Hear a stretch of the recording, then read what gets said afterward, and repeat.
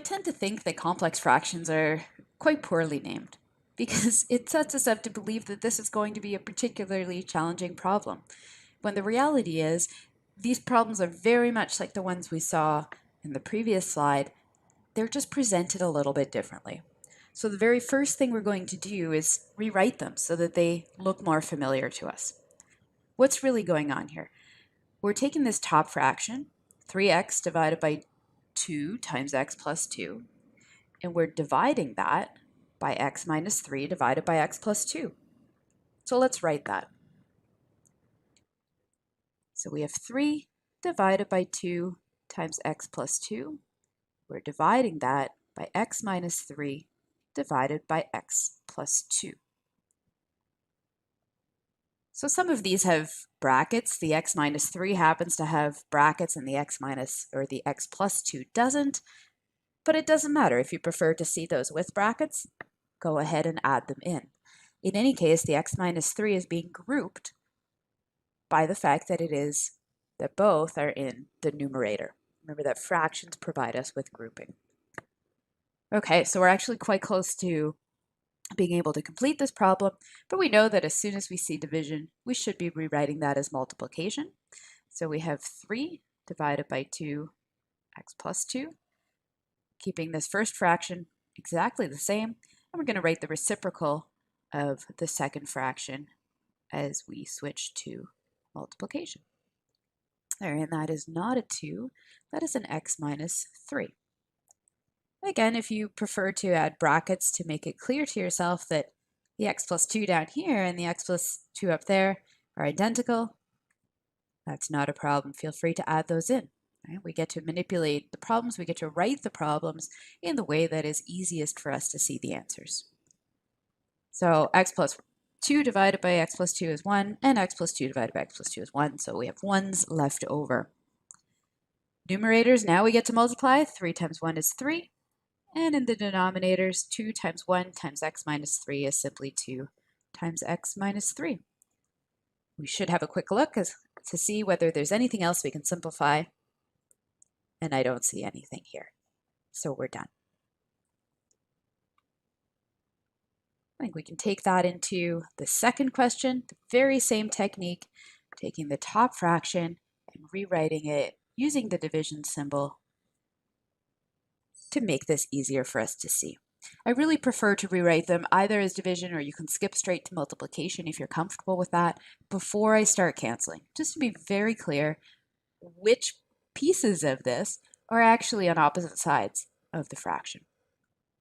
I tried to take up space a little more wisely here, so we have 28x squared, equal sign here somewhere, divided by 4x plus 5, and that's being divided by 16x to the power of 4 over 4x plus 5, all cubed.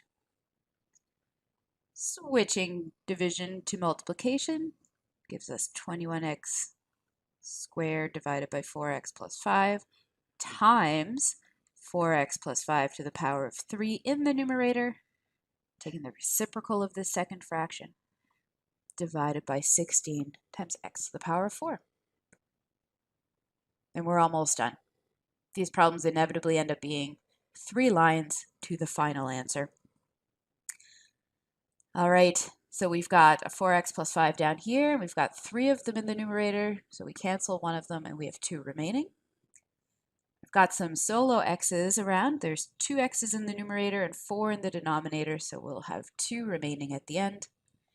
And then the numbers 28 and 16. Those are both divisible by 4. 28 divided by 4 is 7, and 16 divided by 4 is 4. Sometimes it's trickier to follow along with somebody else's work here, so I strongly encourage you to do these on your own. I'll write these along as we go. What's left in the numerator? 7 times 4x plus 5 squared. And that's divided by, there's a 1 remaining here, a 4, and an x squared. So we've got 4x squared, and we're done. So I recommend you give these questions a go as quiz questions. See how you do. they're a good review of negative exponents, so they're a good review of rules of exponents. They help us to simplify fractions, and of course, these are both complex fractions. Okay, let's dive right in. Same thing, we're going to start at the same place. We're going to rewrite the original question so that we no longer have this central dividing line, but we're going to rewrite that using the division symbol. Of course, I could use the division symbol for any part of the fraction, but it's easiest if I use it for the division in the middle. So we have 2 times x minus 1, and that's the power of negative 1. Should be thinking ahead to what that means. Over 5x, and that's divided by x minus 1 squared, all divided by 25. I'm going to do 2 things at once here. I'm going to change division, turn that into multiplication by the reciprocal. So I'm going to flip the second fraction, but I'm also going to resolve this negative 1. Of course, the 2 is raised to a positive exponent. So are the 5 and the x in the denominator.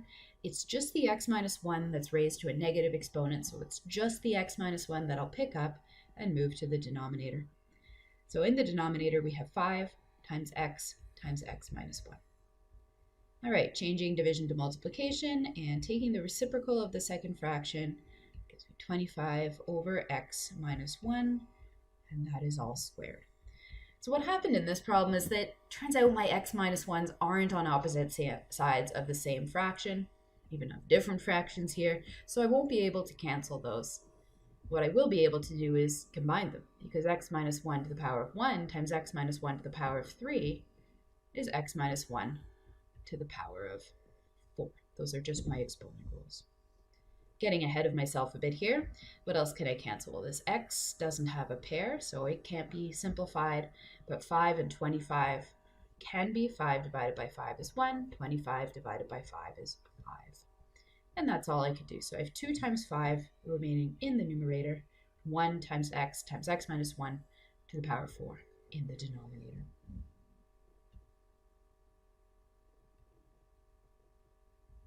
I encourage you to pause the video at this point and try this last question. It looks very similar to the previous one. There's nothing different going on here. And then we'll do it together. So we rewrite this as 30x over x minus 2 to the power of negative 2 divided by x squared, x minus 2, all to the power of 2. And now again, I'm going to play that same trick where I'm going to change division to multiplication, but I'm also going to resolve the negative exponent at the same time. So looking at that first fraction, I have 30 and x remaining in the numerator, and then those x minus 2's, there are 2 of them, are raised to a negative exponent, so the x minus 2's end up in the numerator. Just to be clear that I still have a fraction, just for myself, I'm going to rewrite that as all divided by 1. And changing division to multiplication gives me multiplication by the reciprocal. We have 2 divided by x squared times x minus 2. I just like writing this over 1, but it's not necessary. But it makes it very clear to me what's in the numerator and what's in the denominator, and therefore what I will be able to simplify.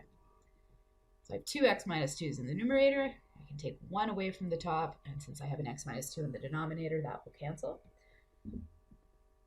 Anything else? Well, I have a single x at the top and 2 x's on the bottom. What does that leave me with? 30 times 1 times x minus 2 times 2. So that's 60 times x minus 2. And in the denominator, I have 1 times x, and that's it. So I have x remaining. And that's the final answer.